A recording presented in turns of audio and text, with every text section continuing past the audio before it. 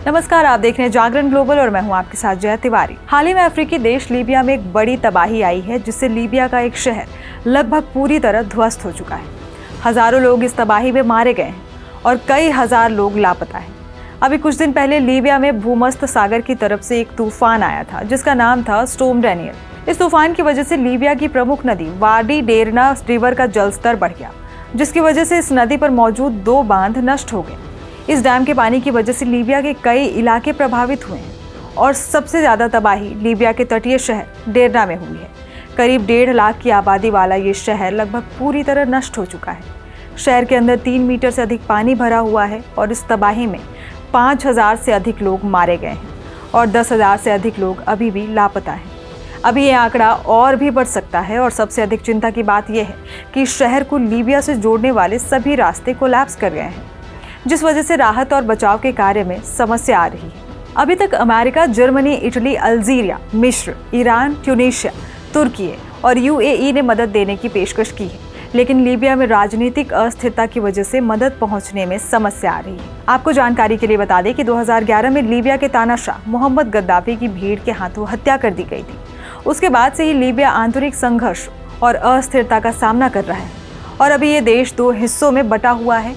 एक सरकार लीबिया की राजधानी त्रिपोली से चल रही है, जिसको अंतर्राष्ट्रीय मान्यता प्राप्त है। वहीं दूसरी सरकार पूर्वी लीबिया से चल रही है। इस हफ्ते की दूसरी बड़ी खबर भारत से है।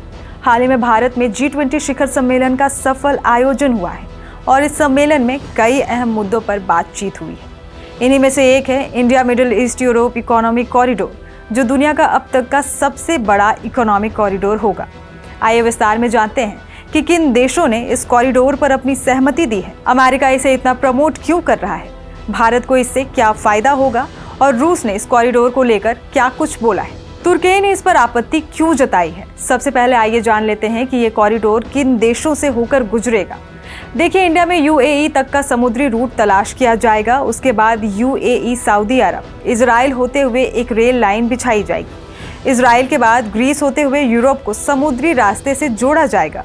इसके आगे यूरोप के कई देशों को रेल से कनेक्ट करते हुए ये कॉरिडोर फ्रांस तक जाएगा। संभावना ये है कि भविष्य में अमेरिका तक ये कॉरिडोर ले जाया जाएगा। अमेरिका, इंडिया, सऊदी अरब, यूएई, फ्रांस, जर्मनी, इटली और यूरोपीय यूनियन ने इस पर अपनी सहमति दे दी है। अमेरिका इस प्रोजेक्ट को काफी हाईलाइट कर रहा है। अमेरिका ने ये तक कह दिया है कि 60 दिन के अंदर ये सभी कंट्रीज एकत्रित होंगी और इस कॉरिडोर की रूपरेखा तैयार की जाएगी। आप में से कई लोग सोच रहे होंगे कि अमेरिका, जिसकी लोकेशन इस कॉरिडोर से हजारों किलोमीटर दूर है, फिर वो इस प्रोजेक्ट को लीड क्यों कर रहा है।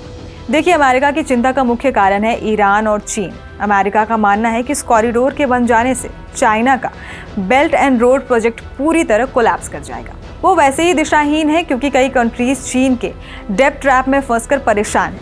आपको जानकारी के लिए बता दें कि कई मीडिया रिपोर्ट्स के अनुसार इटली, जो पहले चीन के BRI प्रोजेक्ट का हिस्सा था, वो अब इस प्रोजेक्ट से अलग होना चाहता है। इसके अतिरिक्त इस कॉरिडोर के बनने के बाद चीन पाकिस्तान इकोनॉमिक कॉरिडोर का भी कोई खास इंपॉर्टेंस नहीं रह जाएगा। ईरान को भी इस कॉरिडोर के जरिए बाईपास कर दिया जाएगा, जो अमेरिका चाहता है। रूस के राष्ट्रपति व्लादिमीर पुतिन ने इस कॉरिडोर को लेकर कहा है कि लॉन्ग टर्म में इस प्रोजेक्ट से रूस को फायदा ही होगा, क्योंकि हो सकता है कि भविष्य में रूस तुर्की होते हुए इजराइल में इस कॉरिडोर से कनेक्ट हो जाए।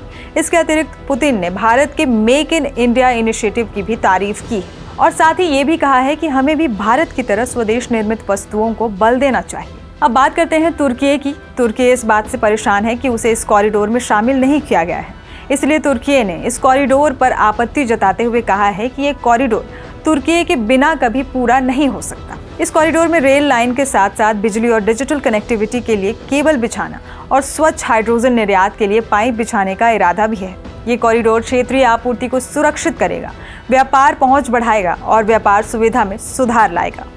अब आइए फॉरेन एक्सपर्ट से जानते हैं कि इस प्रोजेक्ट से भारत को क्या फायदा मिलेगा। The middle east India corridor. अब ये मिडिल ईस्ट इंडिया कॉरिडोर केवल मिडिल ईस्ट तक नहीं है, यूरोप तक जाएगा।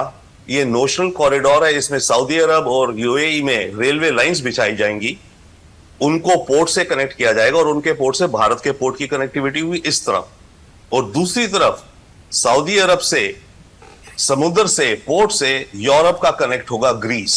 तो इंडिया टू यूरोप एक connectivity, multi modal connectivity through sea and rail lines जाएगी। इसमें इंटरेस्टिंग चीज ये है कि ये काउंटर है चाइना के BRI प्रोजेक्ट का।